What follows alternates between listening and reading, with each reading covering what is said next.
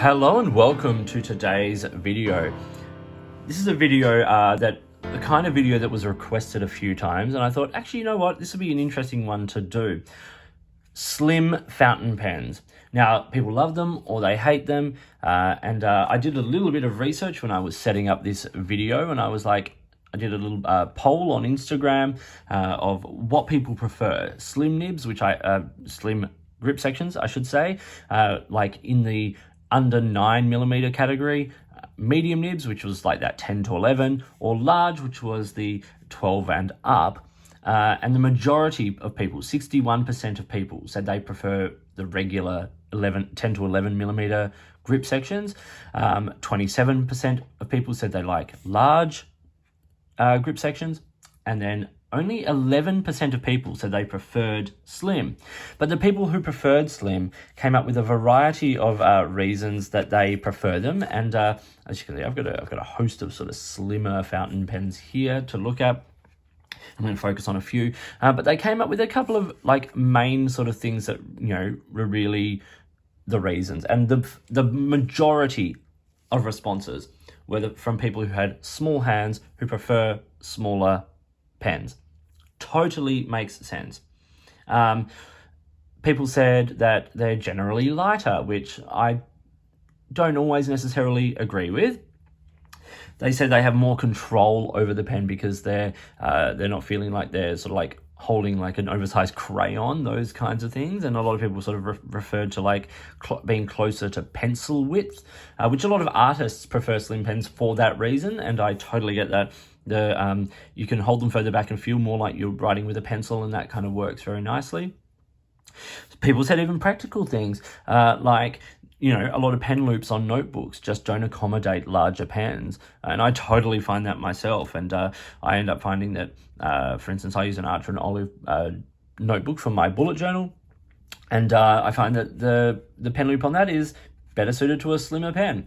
The other thing people said is that they're generally not super flashy, and they're sort of easier to use without getting attention. And once again, I also agree with that. So I've got a range of them here, enough chatting about all of that stuff. What I want to do today is I'm just going to talk about these pens, so like just mention a couple. I'm going to focus on these three here. These three are my pick for slim fountain pens, and they were generally what people referred to as well. So I kind of feel like I'm you know, on track in my own feelings on that. And that is the Faber-Castell Neo Slim. I have two models of that there. The Lamy CP1 and then the Diplomat Traveller. So three fountain pens we're going to focus on. We're going to, and what I'm going to do is I'm going to talk about the widths of those pens, the weight of those pens, show them in comparison to sort of more standard size pens, and yeah, just give my feelings. So the other two things I'm going to look at are two pocket pens here, which are still very slim, the Kaweco Lilliput and then the Enso XS Minimalist, and this is the copper version. Okay, so what else I have here is the Cat fountain pen. I've got a little, you know, student sort of Schaefer pen there. The Parker Jotter is one that I really enjoy. Nice slimmer fountain pen, good, you know, nice sort of slim section. The Muji fountain pen, aluminium fountain pen. This is a classic for me. This is actually my preferred fountain pen for sketching. The section is nice and far back. It's got a good sort of fine nib on it. It's reliable, and it's a good size and weight. The Lamy logo, which I think is a super, super underrated fountain pen, has a nice sort of, you know, sort of rib section on it. So even though it's steel, it's not necessarily slippery. You know, it posts at a good length and with a good weight and balance, and has the standard Lamy nibs on them. The next one here is from Kaweco. It is the Kaweco Special. You can see there. This writes beautifully. A very small section on it, both short and slim. And then you're sitting back on the threads, which you do notice on this pen model. But another slim fountain pen, and a couple of people sort of mentioned that as ones that they enjoy. And then we get the ones that I'm going to talk about, the Neo Slim, the CP1, and the Diplomat Traveller. So I have reviewed a number of these pens over the years, especially the main ones that we're going to be talking about, and a few of the others. So I will link to reviews down below. This is more of an overview of these pens, not a review of them. This is more like an information about what is around and the sort of the specs of them, if you will. So I think if you're going to have if you're interested in a particular pen, check out the review if I've done one.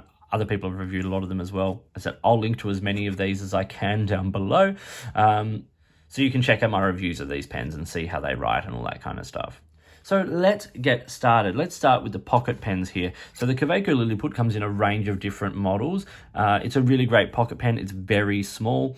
This is the fire blue version of it. You unscrew it and then you post it by screwing on the back there, and it makes for it's a small pen, it's a slim pen. This is a great pen very great pen for people with smaller hands, but also it's a really interesting pen for people who, want to carry things in their pocket, and it's rugged, and even the aluminium versions of this are great.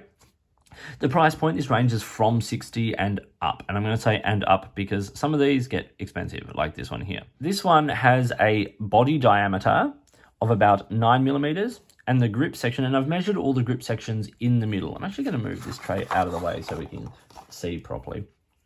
As I said, 9 millimeter body. The grip sections I measured in the middle of the section, like as close to the middle as I could. And this one comes in at 7.5. So it's a very slim section. Very, very slim. And a good range of nibs available. And also takes nibs from other Kaweco, like the standard Kaweco nibs, which is really great. Next is the Enso XS. Now, this is a pocket pen that a lot of people swear by. I like it, and my only issue is that it posts and everything on these little O-rings, which makes it tricky. But when it is posted, this one has a body diameter of 10 millimeters and a grip section diameter of 8 millimeters. So it is, once again, small. It's got a good weight to it. It's one of the things I like about this copper version, is the weight. It feels nice in the hand because of that. Now, at the moment, they've only got, on the website when I looked at it today, they only have the titanium version available, which is $99.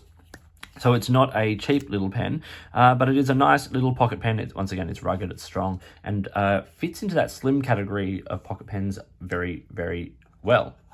Okay, so now let's start on the main three. Let's start with the Neo Slim. Now, these aren't in any particular order. These are just the order I happen to have them in the tray. So the Neo Slim, as I've got two different versions of it here, is one of Faber-Castell's pens, and one that I really enjoy. It's got a really good length. One of the things I love about this, and it does post, and it posts, clicks on there very, very nicely and makes a good length pen. It means that you can hold it further back if you're sketching, which is what a lot of sketchers sort of tend to do, and I really enjoy that.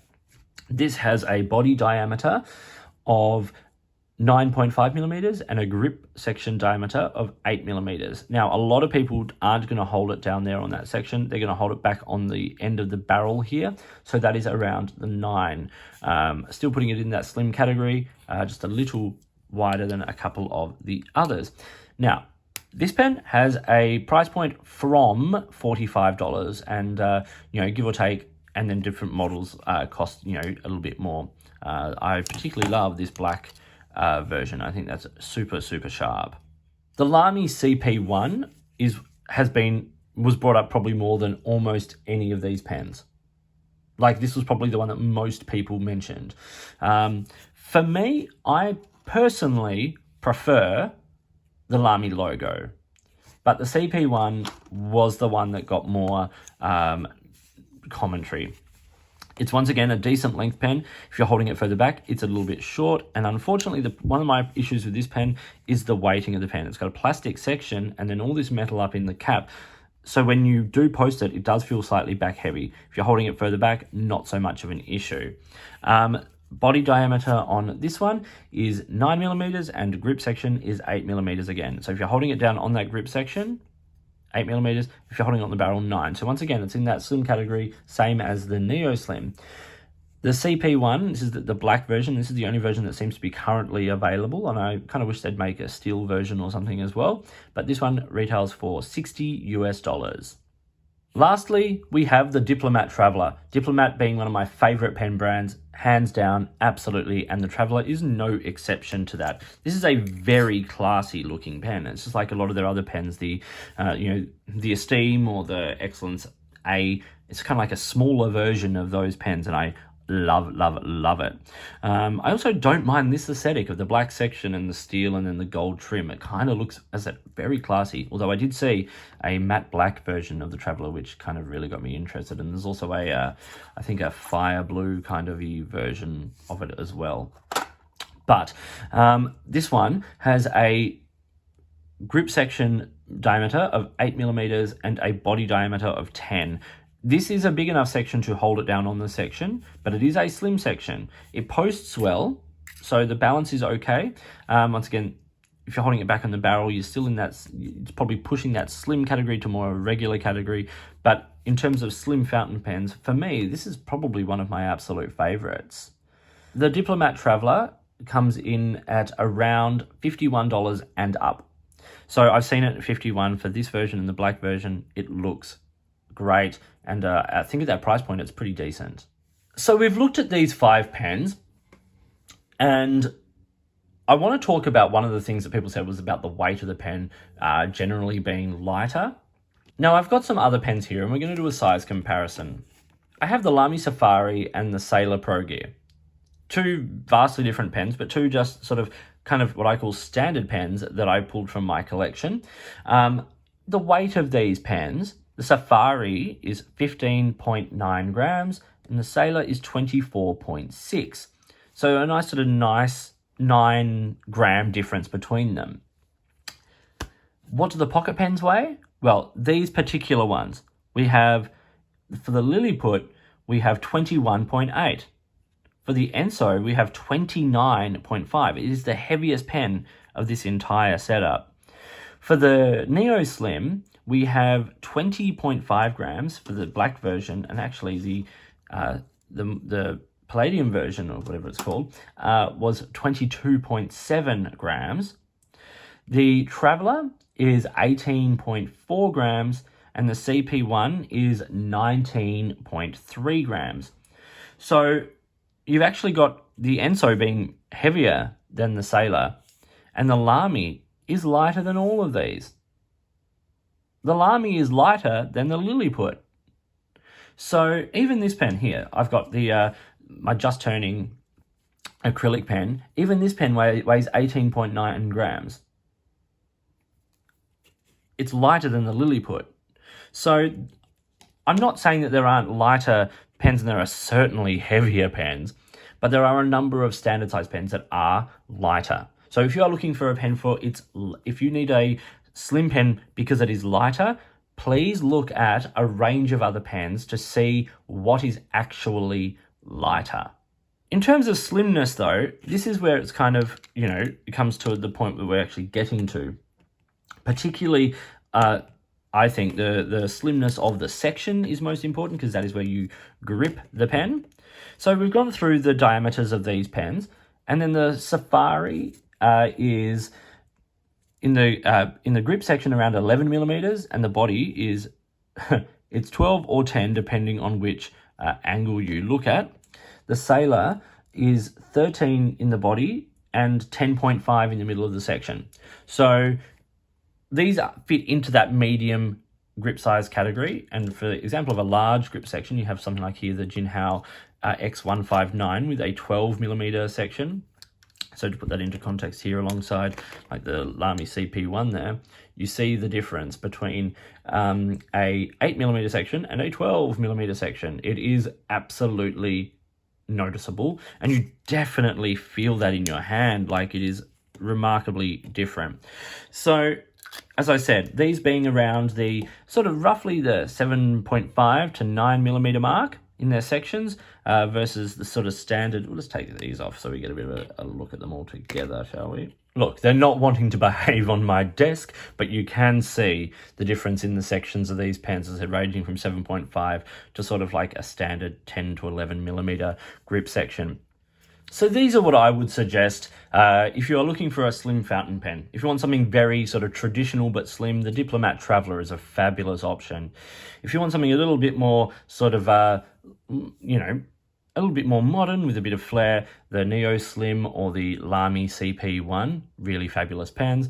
For pocket pens, the Enso XS or the Kaweco Lilliput, or if you want something just sort of like a little bit more sort of affordable, something like the Muji or the Parker Jota, great pens and also pretty slim.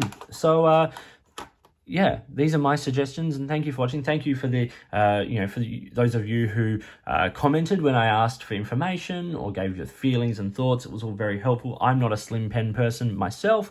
I prefer pens in that middle range, and I have since before my fountain pen days. I always used to get like the grip to put on my pencils and things like that to make them a little wider, just for comfort of holding it, so I don't feel like I'm pinching down so much. But if you have smaller hands or you want something with, feels more like a pencil, these are great options. So thank you for watching. I hope you found this video interesting and useful. If you want more information about any of these pens, click the links below. It will take you to my reviews of them. If you've got products you think I should be looking at, or if you've got suggestions of slim pens that I haven't covered today, put them in the comments below. If you've got something you think I should be looking at, let me know. If there's a way you'd like to support my channel, please get in touch. I would love to hear from you. In the meantime, whether your pens be slim, not average, or chunky, enjoy your pens, enjoy writing, and I'll talk to you soon.